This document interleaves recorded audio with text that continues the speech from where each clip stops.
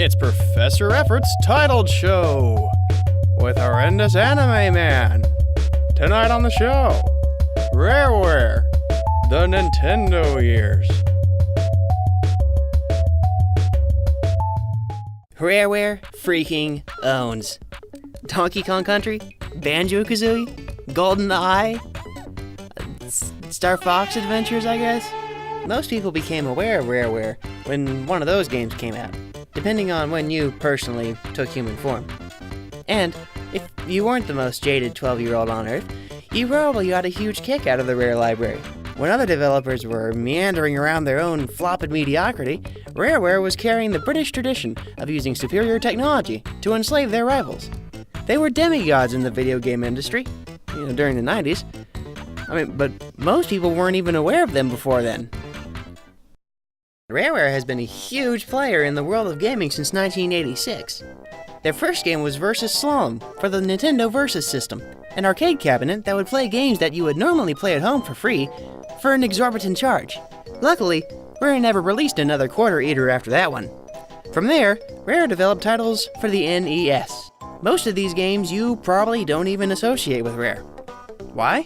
Because for some reason, Rare never put their name on any of the packaging or cartridges. They all but Ghost developed such titles as Time Lord, Hollywood Squares, Pinbot, Captain Skyhawk, Silent Service. There are a whole lot of others, some that I actually skipped over at flea markets because I didn't know they were developed like Rare until I looked at a list on Wikipedia. Look at this one. And this one. No mention of Rare anywhere. They're not that important, they just made the game that's on the cartridge. Why so secretive, Rare? Perhaps I can answer that question. Oh hey, it's Conger, unofficial mascot of Rareware Studios. Did you just say Rareware? Pay me $1 each time you say it. What, Rareware? I'm warning you, pal. Don't toy with me. I'll sue. Alright, so why was you-know-who so mum about advertising the fact that they, made video games for so long? Most of these games were pretty good. Time Lord was even kind of remarkable. Why not put your name on the box? You Americans are so hung up on being loud and obnoxious with everything you do. Don't you know the old British saying? No?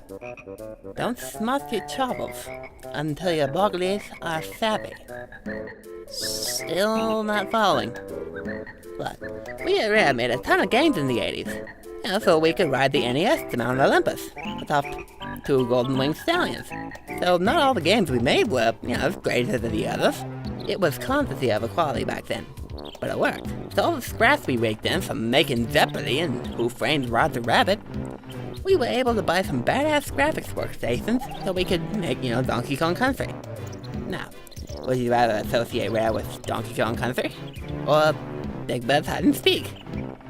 So what you're saying is, all warfare is based on deception. Hence, when able to attack, we must seem unable. When using our forces, we must seem inactive. And when we are near, we must make the enemy believe we are far away. Yeah, that. Now, once you actually want to play some of these games? Oh yeah, I forgot who I was trying to rip off here. Let's see Rare at the beginning of their career, developing whatever title they could get a contract for. Hollywood Squares, Jeopardy, Anticipation.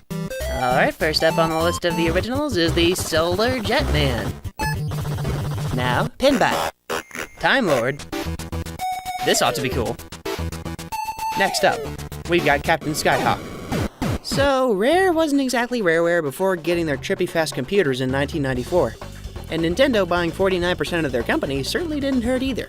With a 52-foot trailer full of money parked in the lot, and the backing of the Yakuza Nintendo, and the tools to make them the most advanced developer in the UK, Rareware began to work on the titles that we know them best for.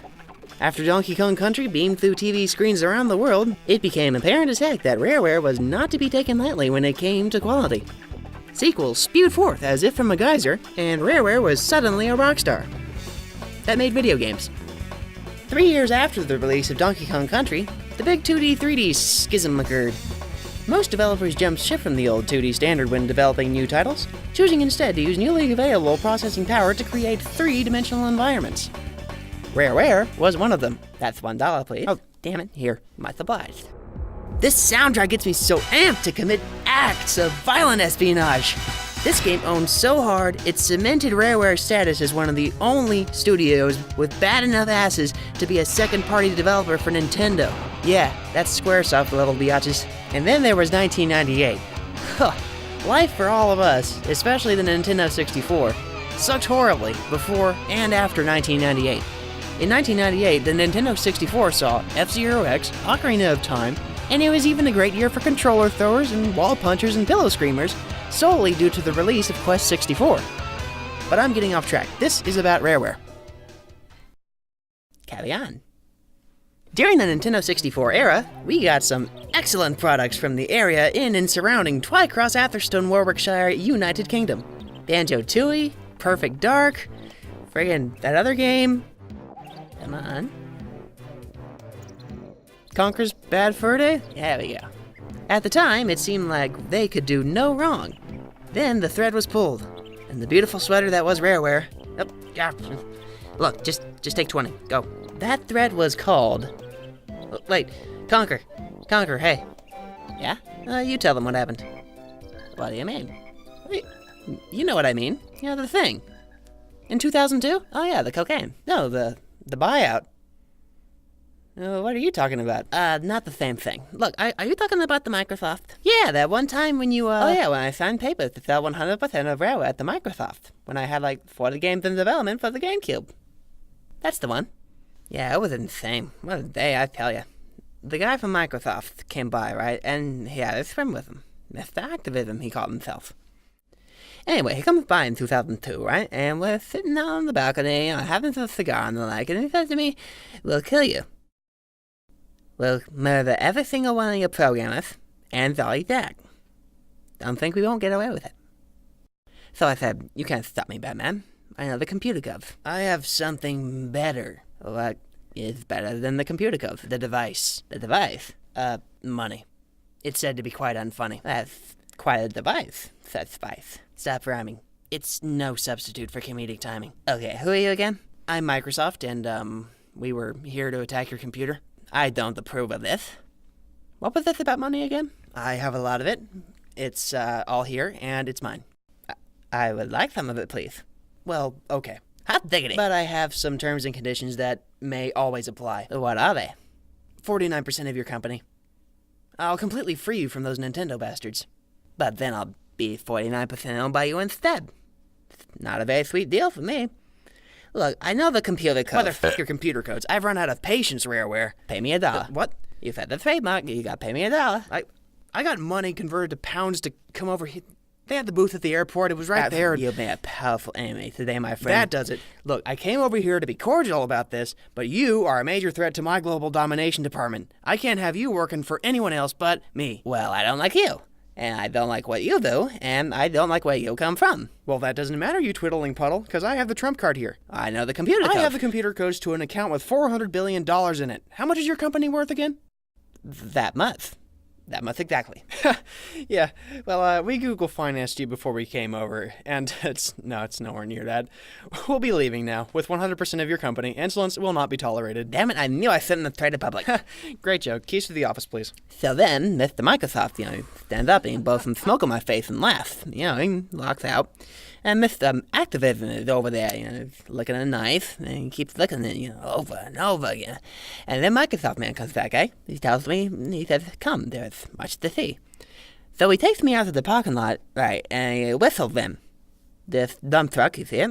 I was right. It was a dump truck, filled to the brim with bundles of 50-pound banknotes. Came right up the road and stopped at the front wall. I knew it. Oh, it gets better. So then Mr. Microsoft said, he said to me, "Get out. Get out," he says. He throws the key at me. He yells it again, "Get out, get out." So I look at him, really stare him down a bit. I grab those keys, drive off into the night, and I've never missed a chance to do it again. So that was it. Yep, gave him 100% ownership of the entire company. $375 million. What happened after that? Well, the development staff left, CEOs left in their rise, and, basically we all just left, and Microsoft could find other people who could write code to create their pinatas. You're shifty. Give me another $1. No. Alright, I'm cutting my losses. Good seeing you again. Bye, Conker. So, that's the story of Rareware. A true rock star of a video game company who lived fast and died too soon. The developers and artists that comprised the most awesome video game studio of the console era, they're off traveling the globe. No doubt coding malicious iPhone software for Swiss mafiosi. You'll know. Well, that's all the time we have for this segment. Hope you had fun.